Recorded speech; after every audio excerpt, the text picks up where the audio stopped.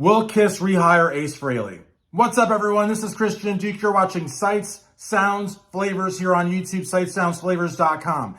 Guys, I am a huge Spaceman fan. I love Ace. I love him. He can never be replaced, and Tommy certainly can't do it. I have all of Ace's records. I've seen Ace with Kiss. I've seen Ace without Kiss. I saw him before the reunion. I am a huge fan. I love the 78 record. It is one of my favorites of all time, and it sold the most. I know Gene says his is up there, but no, it sold the most.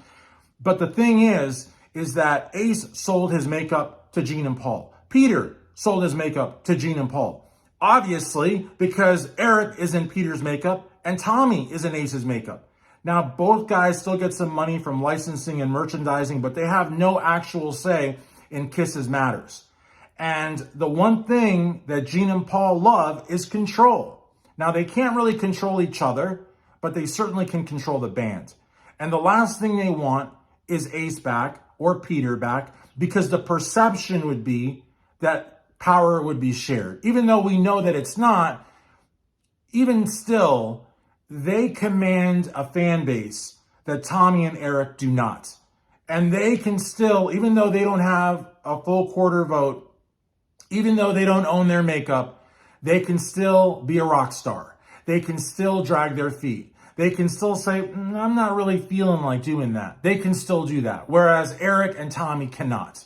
And they simply just don't want that. They don't want that headache. They're greedy. They are micromanagers. They are power driven. And it's their band. And so honestly, if they can fool the world with Tommy and Eric, there's really no incentive for them to bring back the original guys. They may sell 10, 15, 20% more seats. They may not. Who knows? At this point, I don't think they care.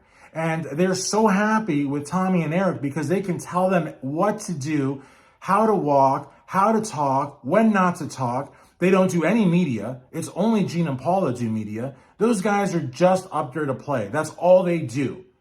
And if they write, they'll write what they're told to write. Again, Ace is never going to rejoin Kiss. It is not going to happen. It is just not going to happen. Now, if an original member were to come back, and notice I say it would be Ace. Only because Ace can actually play to their standard. I love Peter. Peter's an amazing drummer, but not to their standard. I don't think Peter has been a drummer to their standard probably since 1977, 78, 77. I just don't. And even then, he was to their standard for that particular era. But Eric Carr buried Peter Criss, buried him. And Eric Singer, come on, Eric Singer, please, the same. If we're talking about technical proficiency, both Erics just obliterate Peter Criss, you know. But Ace can play. Ace can write. And Ace is just a bigger star than Peter. And again, I'm sorry to say it like that because it sounds really cold. But if we're talking about dollars and cents, if we're talking about pay, Ace is a bigger star. Peter's his first solo record was inflated to hit gold and platinum or whatever. But we all know that thing was a train wreck. And Out of Control was a piece of crap. And the other one was a piece of crap. And then the one he did in the 90s wasn't bad. Chris with Blue Moon Over Brooklyn. I love that album. That was a good album. But again, I mean, that's not like Kiss quality. That's a good album. But I bought it. I was happy to buy it. But no. But the Ace record of 78, that was the biggest selling record of the solos. And it was an amazing record. It had a top 20 hit, obviously, New York Groove. Trouble Walkin' was amazing. I love Trouble Walkin'. Now, Frehley's Comet was really good. First and Second Sighting, those were really good records. I like them, but they were more Todd Howarth records in my opinion. But Trouble Walkin' was that was iconic Ace. It was 78, Trouble Walkin', then the Frehley's Comet records. You know, Anomaly's fantastic. The cover records, amazing. The Water and Ice that he did with Paul Stanley, that cover, I believe. Is it Water and Ice? Not Water and Ice. Whatever it was. Earth, Wind, and Fire. I don't know. I don't know. I'm not even going to pretend that I remember that. I see the purple, the blue, Ace and Peter playing. I'm sorry, I don't remember the name of the song right now, but it's in my head. But that was great. But the thing is, and Ace was like playing stadiums and big ass clubs, and he was playing the Limelight in New York. I mean, he's a star. Peter's not. You know, not to Ace's standard. So if there was going to be a reunion, Ace would probably be the one they bring back. But look what he's doing with ultimatums, and and this is not the first time, because he did it with his ex-girlfriend and Jean, and they were supposedly going to they don't like that. If you know one thing about Kiss, they don't like ultimatums. They don't like lawsuits. Look at Vinnie Vincent. Sued him like 30 times. He will never get on stage with Kiss. They will not allow him to get on stage. He may have saved Kiss. I believe he saved Kiss. I do. Oh well, he sued him way too many times. And now, if he even puts on that Ankh makeup, he gets a cease and desist in the mail. I guess maybe they're relaxing it a little bit with his parties of 40 people in Nashville. But the last time he wore that in '96 convention, he got a cease and desist in the mail and he had to take that off. He does not own that makeup. They do. So anyways, if Ace was more like Bruce Kulick, if Peter was more like Bruce Kulick is the template for how to act when you're no longer in Kiss. You're supportive.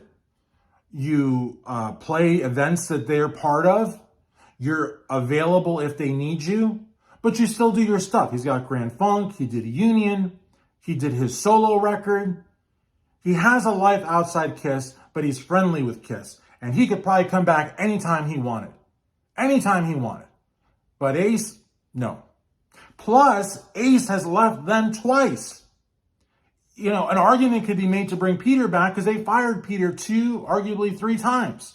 I say 3 times because they fired him after they brought him back with the Aerosmith thing because Aerosmith required 3 original members. Because before that, they'd already fired him for the second time. Then they brought him back for that and they fired him again because he tried to renegotiate. It wasn't because his hand hurt or because he was barely hitting the drums, because there's amps for that and there's technology for that. Hell, Paul's not even singing. The thing is, he wanted more money. He wanted more than what he was worth to them. These guys are dollars and cents guys. They're not going to pay you more than what you're worth. They're just not. And in Ace's case, he left them after The Elder. You could see on Creatures of the Night, those promos that he was doing, he really was miserable in the band. How do you think that made them feel? They're tanking in the charts, they're not selling seats, and their lead guitar player is like dying to get out of there. How do you think that made them feel? And then he leaves them again. How do you think that made him feel? So now for him to want to come back, you kind of, I'm not a big Gene and Paul, supporter. I love Kiss, but I've always leaned more towards Ace and Peter. But you got to kind of see Gene and Paul's point. Guy leaves you twice, and he leaves you, the first time he leaves you, your band's on its last legs. If anything, that was a time for the band to really stick together, So I don't know.